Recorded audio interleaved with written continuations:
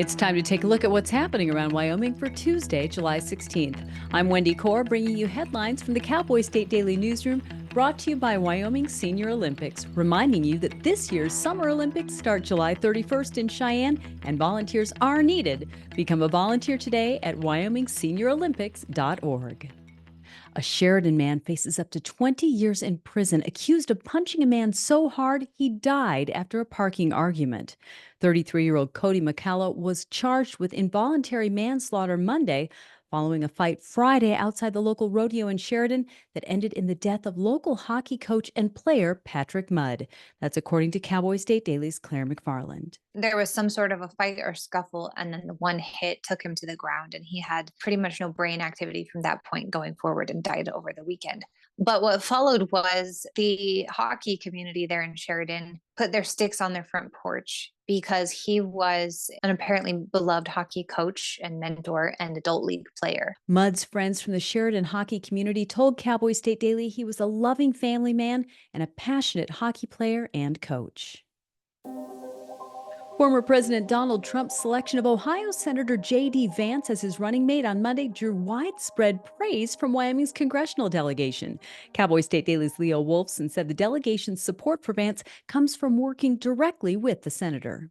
Wyoming Senator Cynthia Lummis just recently co-sponsored a bill with Vance that would end DEI programs in the federal government. Wyoming Senator John Barrasso is someone that Vance has described as a mentor, and likewise, Barrasso issued his support for the pick of Vance on Monday, calling him a friend and a colleague. Congresswoman Harriet Hageman called the Vance decision a phenomenal choice and said she can't wait to see his debates with Vice President Kamala Harris.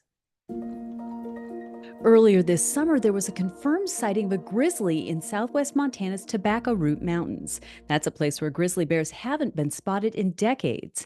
Cowboy State Daily's Mark Hines reports that the increasing frequency of reports of grizzlies being sighted in places that they've not been previously has biologists wondering if a mingling of Wyoming and Montana bears is imminent. $1 million question on the table is, when are the Northern Continental Divide grizzly bears that kind of radiate out from Glacier Park on Montana and the greater Yellowstone ecosystem grizzly bears, which radiate out from Yellowstone National Park in Wyoming, when are those two populations going to join and start mixing it up, to a significant level? Because even people that are otherwise adamantly opposed to grizzlies being delisted have said if and when that happens, that will kind of be the last thing that needs to fall into place for the grizzlies to be delisted. About 1,100 bears make up the Northern Continental Divide population, and a roughly equal number of grizzlies are thought to live in the greater Yellowstone ecosystem. I'll be back in just 15 seconds with more news. In southwest Wyoming, wide open space is waiting. This is how we explore it. In Rock Springs and Green River, Wyoming. Plan your adventure at explorewy.com. American Rare Earths Limited indicated earlier this year that its rare earths minerals project near Wheatland could need an infusion of $456 million to begin mine development and production. Cowboy State Daily's Pat Mayo reports that the company announced Monday that it began test drilling at its Wyoming mine to determine just how big its find really is. They just started those bore wells last week. They announced today to me. And that's significant because what it's doing is it's setting in motion a lot of the state permitting that's going to have to happen now. By the end of the year, they'll have kind of a clearer picture on the geology up there. The results of the test drilling will be used to draft a revised estimate on the amount of recoverable rare earth deposits at the Wheatland mine. A Natrona County ranch couple blocked off a portion of County Road 505 where it crosses their property, potentially impacting two major road projects. One commissioner told Cowboy State Daily's Dale Killingbeck that the county is extremely concerned. They blocked the road in two places, and that is impacting potentially construction projects on top of Casper Mountain. I was told by the Natrona County Road and Bridge superintendent that the issue is going to be getting asphalt up to their projects from the front side of the mountain, going through switchbacks and all of that on Casper Mountain Road. The road is blocked about 1 mile southwest of the Muddy Mountain intersection at the couple's property line. It's also blocked on the south side of their property.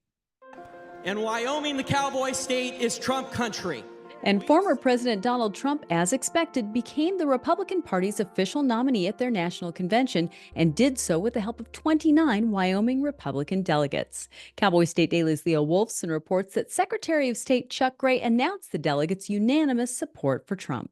Gray took center stage during his roughly minute-long speech promoting Wyoming's energy industry and agriculture industry. He was surrounded by many leading Wyoming Republicans, and he was wearing an oversized white cowboy hat that said Cowboys for Trump. Trump won enough delegates to officially be considered the party's nominee on Monday afternoon, but he had already been the presumptive nominee for months. And that's today's news. Get your free digital subscription to Wyoming's only statewide newspaper by hitting the daily newsletter button on cowboystatedaily.com. And you can watch this newscast every day by clicking subscribe on our YouTube channel. I'm Wendy Corr for Cowboy State Daily.